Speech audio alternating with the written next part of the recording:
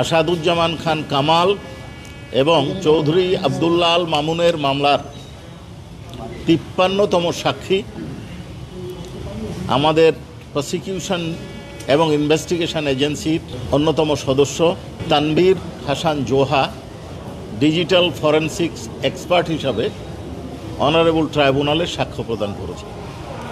ওনার সাক্ষ্য প্রদানের বিষয়বস্তু ছিল উনি ডিজিটাল ফরেনসিক বিষয়ে যে ইনভেস্টিগেশন করেছেন তার কিছু অংশ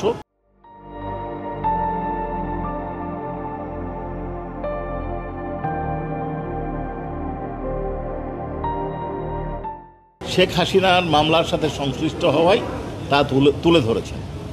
উনি তদন্তকালে শেখ হাসিনার 69টি অডিও কল সম্বলিত অর্থাৎ অডিও ক্লিপস সম্বলিত সিডি জব্দ করেছেন। 3টি মোবাইলের সিডিআর জব্দ করেছেন, যার মধ্যে আজকে উনি অনারেবল ট্রাইব্যুনালে শেখ হাসিনা এবং তার নিকটাত্মীয় ঢাকা দক্ষিণ সিটি কর্পোরেশনের মেয়র তৎকালীন মেয়র ফজলে নূর তাপসের একটি কথোপকথন, শেখ হাসিনা এবং আসাদুজ্জামান খান মাকসুদ কামালের অর্থাৎ ঢাকা বিশ্ববিদ্যালয়ের তৎকালীন ভাইস চ্যান্সেলরের একটি কথোপকথন এবং শেখ হাসিনা এবং হাসানুল হক এনুর সাথে 3টি ফোনালাপের মধ্যে 2টি আজকে অনারেবল ট্রাইব্যুনালে উপস্থাপন করেছেন।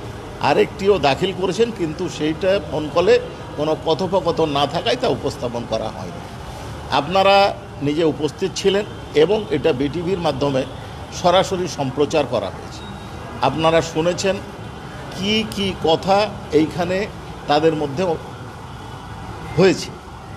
প্রথম যেটা এখানে উপস্থাপন করা হয়েছে সেইখানে শেখ হাসিনা এবং ফজলে নূর তাপস তাতে খুব পরিষ্কারভাবে উনি বলছেন এই আন্দোলনকারীদেরকে দমনের জন্য উনি ল্যাথাল উইপেন গুলি করে হত্যার নির্দেশ দিয়েছেন, সোজা গুলি করে দিতে হবে।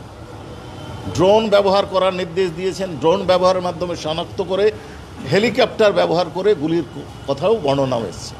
এটা ছিল একটা। দ্বিতীয় হচ্ছে শেখ হাসিনা এবং মকসুদ কামাল সাহেবের যে ফোনালাপ, তাতে দেখা যাচ্ছে উনি ছাত্রদেরকে রাজাকারের সাথে তুলনা করেছেন এবং বলেছেন যে ছাত্ররা রাজাকার বলেছে নিজেদের। আপনারা শুনেছেন যে ছাত্রদের স্লোগান কী ছিল, যে আমরা চাইলাম অধিকার, হয়ে গেলাম রাজাকার। এইটাকে উনি অপব্যাখ্যা করে ছাত্রদেরকে রাজাকার বলে ট্যাগ দিয়েছেন এবং তাদেরকে বলেছেন যে এরাকে অন্য রাজাকারদেরকে ফাঁসি দিয়েছি, এদেরকেও মেরে ফেলা হবে, ফাঁসি দেওয়া হবে। এবং ঢাকা বিশ্ববিদ্যালয়ের ভাইস চ্যান্সেলর মহোদয় একজন শিক্ষক হিসেবে যে ধরনের কথাবার্তা বলেছেন, সন্ত্রাসী লালনের প্রক্রিয়ার যে বর্ণনা দিয়েছেন, তা অত্যন্ত দুঃখজনক।